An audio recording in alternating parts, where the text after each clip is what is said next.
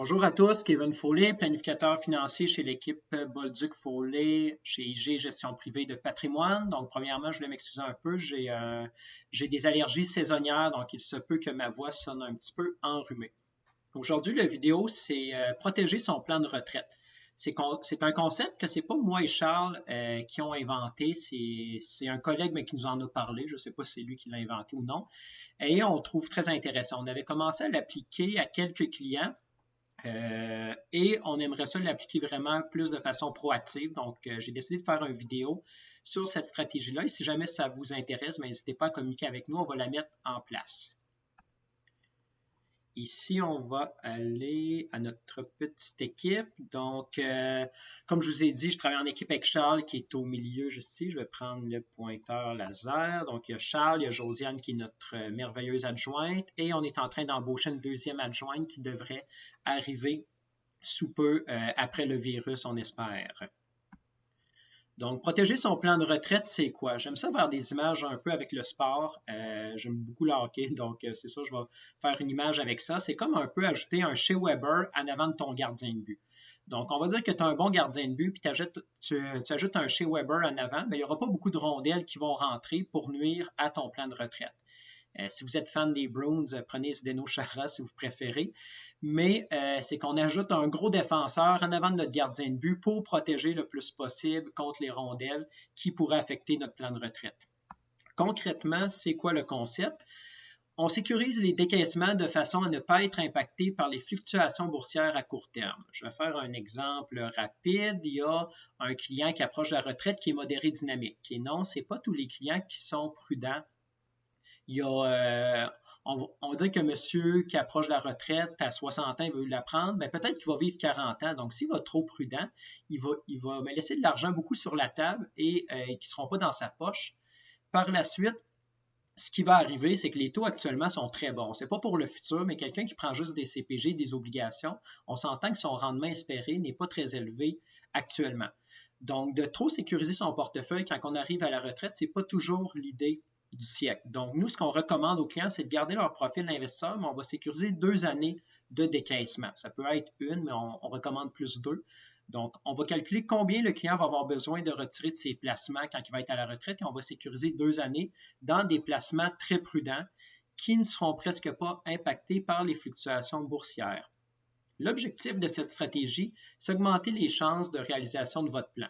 Donc, quand on fait un plan de retraite, vous allez le voir un petit peu, je vous l'explique plus tard. Souvent, c'est un plan qui est statique. Donc, on va mettre un rendement de 4 et le plan va dire qu'il y a un rendement de 4 année après année. Aussi, il y a une espérance de vie qui est toujours la même. Souvent, c'est 90 ans et il y a de l'inflation toujours de 2 par exemple. Mais on sait que la vie est tout sauf ordinaire. Il y a beaucoup de variations qui arrivent. Il y a des crashs boursiers. On a vécu un gros en 2008. On a vécu un en mars que ça a baissé solidement. Donc, on sait que la vie nous réserve beaucoup de surprises. Donc, avoir un plan qui a des choses qui ne bougent pas, c'est plus ou moins l'idéal. Donc, vous allez voir pourquoi c'est important de protéger son plan financier contre les fluctuations et les surprises qui peuvent arriver à court terme. Et surtout, réduire votre émotivité, stress face aux fluctuations boursières. C'est normal, vous avez travaillé fort pour acquérir votre argent. Donc, quand il y a des baisses comme qu'on a vécu en mars, vous êtes stressé, vous avez de la misère à dormir, vous nous appelez, on essaie de vous réconforter le plus possible, c'est sûr, c'est notre travail et on sait que c'est la chose à faire surtout. Mais veut pas, même si on se parle, on sait qu'il y a beaucoup de clients qui sont stressés quand leur portefeuille a baissé parce qu'ils se disent, est-ce que je vais pouvoir avoir la retraite que je voulais avoir quand que mes placements, par exemple, avant la crise financière, je les voyais de tel montant, maintenant ça a baissé de 15 je voulais avoir un rythme de vie de 5 000 par mois, mais tout ça est à risque. Puis là, vous stressez, vous avez de la misère à dormir. Donc, l'objectif de cette stratégie-là, c'est pour éviter vraiment ces 2 points-là. La volatilité. Donc, ici, je vais reprendre mon pointeur laser. Donc, vous voyez ici différents placements que j'ai pris. J'ai pris un accent croissance qui est profil modéré dynamique. J'ai un placement équilibré, un placement versement géré qui est très prudent.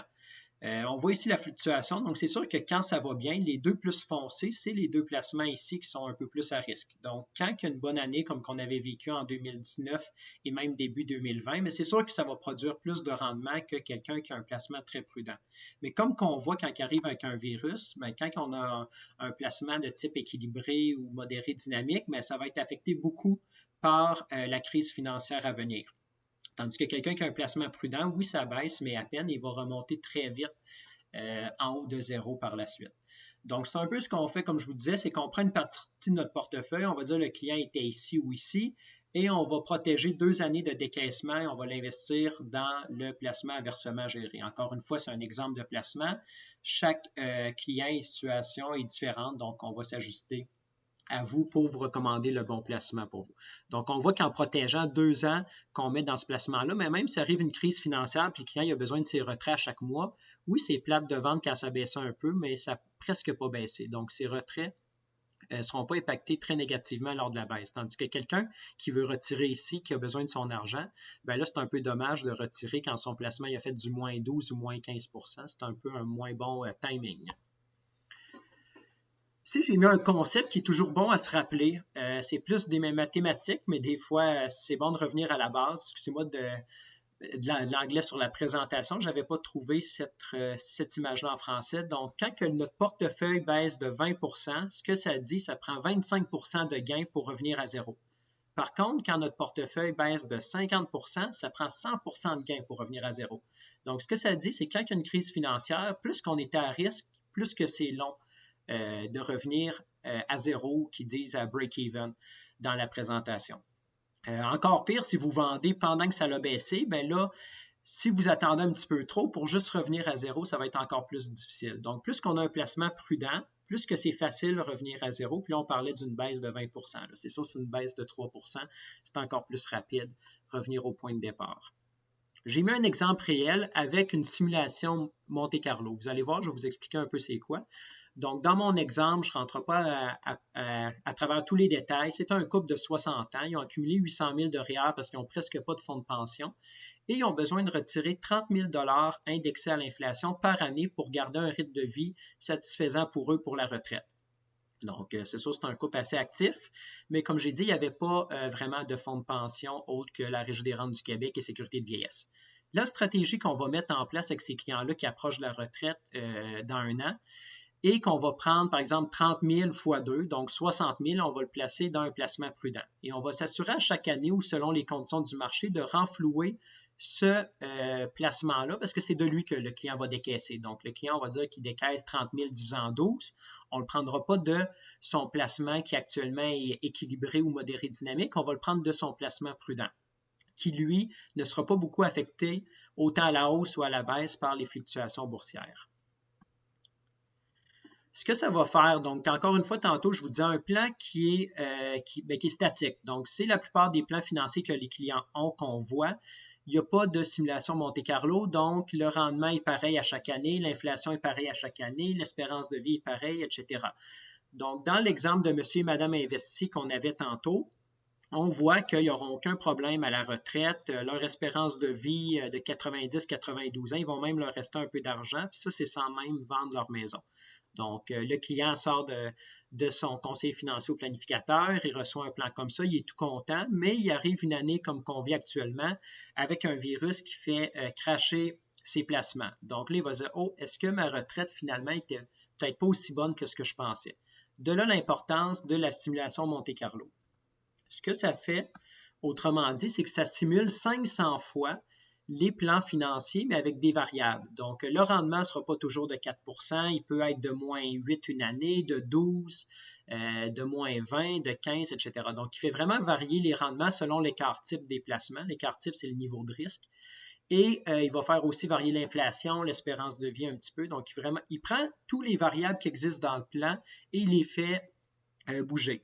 Donc, le plan de monsieur et madame investi, mais là, si on fait une simulation Monte-Carlo, il y a 24 fois qui n'atteindront pas leur objectif financier. Donc, ils vont avoir en bas de 90 % de leur rythme de vie qu'ils voulaient avoir.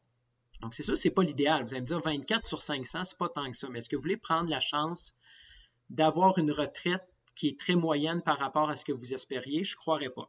Donc, de là vient l'idée de protéger le plan. Donc, si on met le concept que je vous expliquais tantôt, bien, au lieu d'avoir 24 simulations qui n'arrivent pas, c'est seulement une. C'est normal.